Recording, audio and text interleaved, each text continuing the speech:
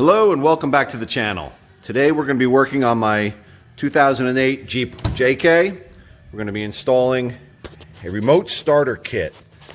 This remote starter kit is made by MPC. It is made for the 2007 to 2017 Jeep JK. What specifically attracted me to this, I saw this one installed by some other YouTubers that I know.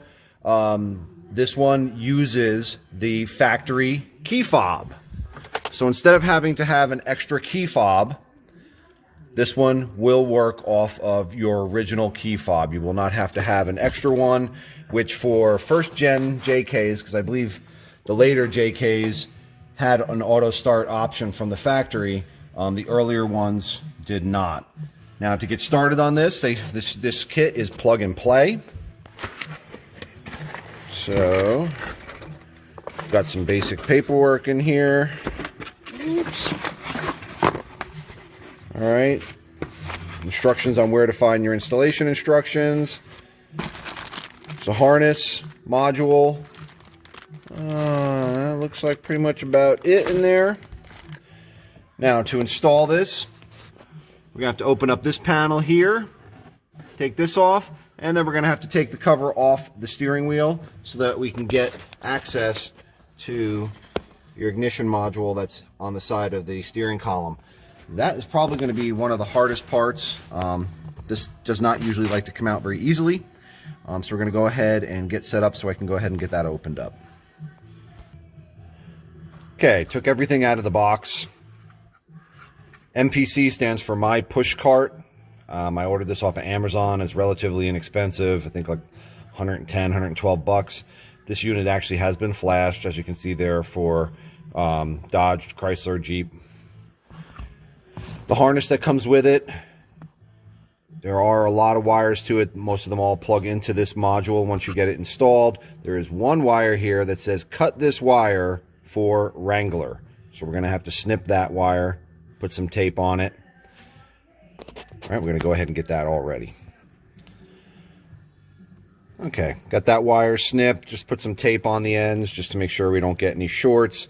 The interesting thing here, and the very different thing about my install here, and this really is kind of going to see how this works, and I'm assuming it should work properly because being that this is flashed for Chrysler Jeep, my Wrangler JK has a 5.7 Hemi swap with an electronic ZF 8-speed, and that ZF 8-speed has to boot up and fire up when you turn your key in order for the motor to crank. So as you can see, when I go into the start position there right before you start it, the transmission does light up, and that will then allow the engine to start. I'm hoping that this way this system is flashed and wired, it will still allow this all to work. So this is kind of going to be a little bit of an experiment. So I'm going to go and get this opened. There are 3 screws holding this. They are T20 Torx. So I'm going to go ahead and open this panel and get this taken off. Okay, once you take the T20 Torx screws out, you got 3 of them here. There's 2 longer ones, and then the smaller silver one is right up on the bottom there. Then what I would suggest using would be some plastic pry tools, and you can basically work it in there and pry it. And then the hardest part really is maneuvering this cover down and out. There's really no easy way to explain it because you've got to work around the lock cylinder. This way you can get to, I apologize, I referred to it as the ignition module, but it's the immobilizer that's over by your lock cylinder. Okay, once you get done wrestling that cover off, you can see here is your immobilizer. This plug right here, which is not easy to get to, and you have to be very careful because it's very fragile. And there's a little piece on the back side of it you got to depress. You got to slide this out, and then on your wiring harness, There's an end that's going to go into there and will then go into the brains box that comes with the remote starter. All right, so we're going to go ahead and get this out of here, and then we'll start showing how that all goes together.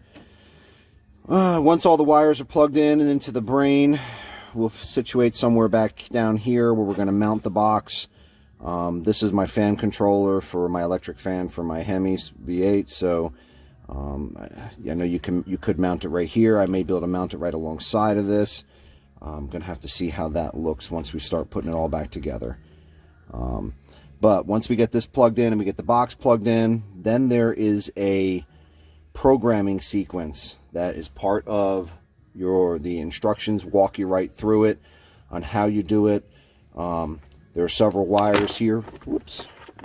What we'll do is when we get up to that, we'll go over which one gets plugged in first to start the programming sequence. And you got to hold the button on there, let it program. There's a series of LED lights that will flash. And then once it goes to all blue, you can then release it, plug in the rest of your wires, and then go ahead and test the system, or test the start system, the remote start system.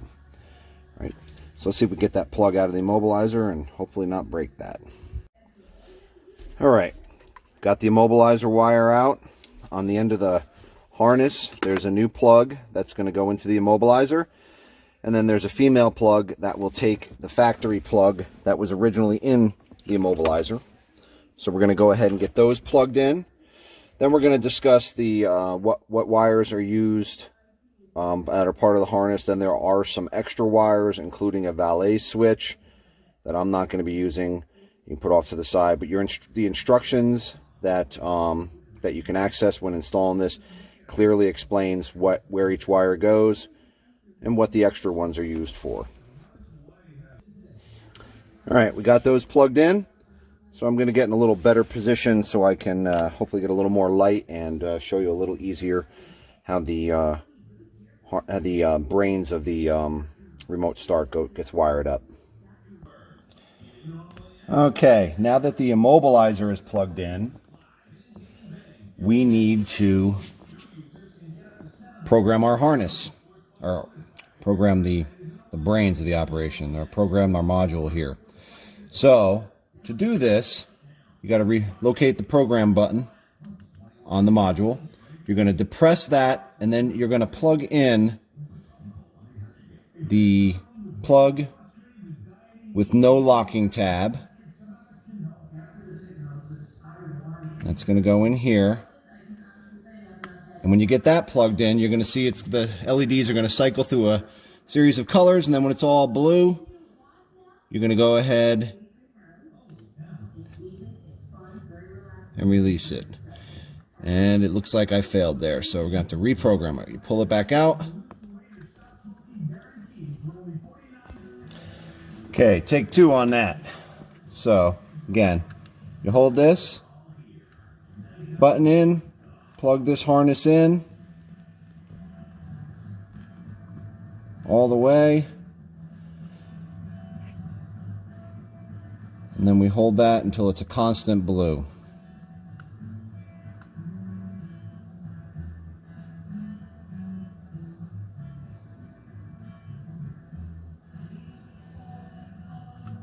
There we go.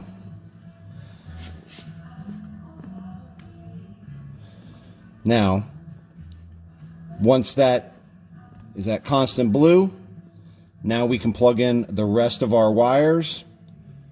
There's the 20 pin.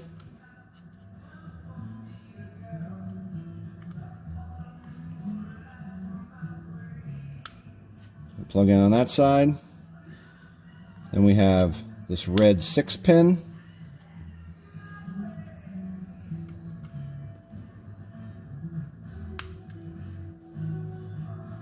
And then we have this last one, this white one, goes right over next to this red one.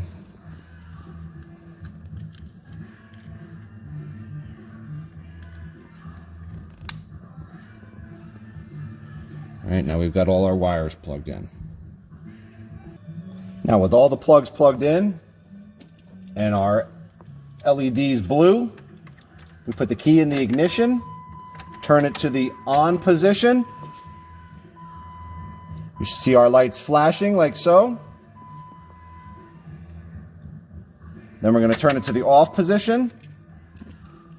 This is going to be flashing still. And then we should be able to hit our lock button. And they go off. And it should be programmed. Okay, now that our module is programmed, we're going to go ahead and test the system. You're going to hit your lock button 3 times with a brief delay in between each one. So, 1, 2, 3.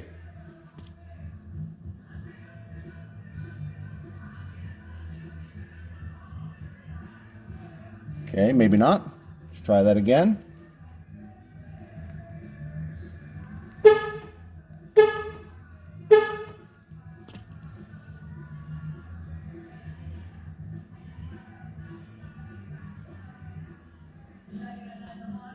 Okay, figured that out. My toggle switch here was in valet mode, which basically disables the remote start. So let's give this a shot. So again, we're going to go ahead and hit lock 3 times.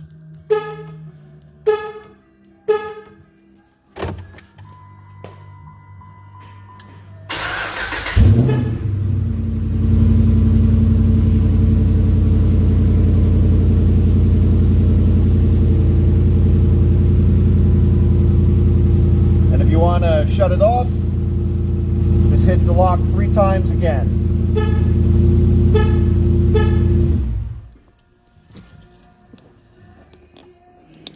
All right, well, I guess there's my answer. It does work with the Hemi. So anybody who's got a Jeep JK 2007 to 2018, this is a great option for remote start. Uses the factory key fob. So I think that's going to work out good. All right, now we're going to go ahead and get this tucked back up inside of here. I'll see how I can put that in place and show you how I do that. And then we'll get this all back together. Okay, something I want to show here is how you put your key in. So we're going to go ahead and start it.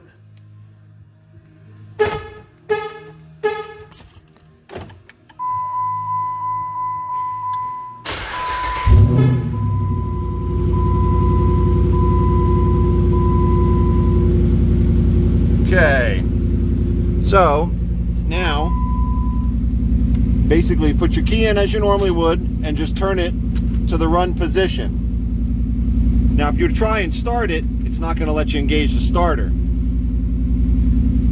And what's going to happen is, I guess basically to reset the remote start, you got to hit the brake pedal. Because if I try and shut this key off, it doesn't do anything. But now if I hit the brake pedal,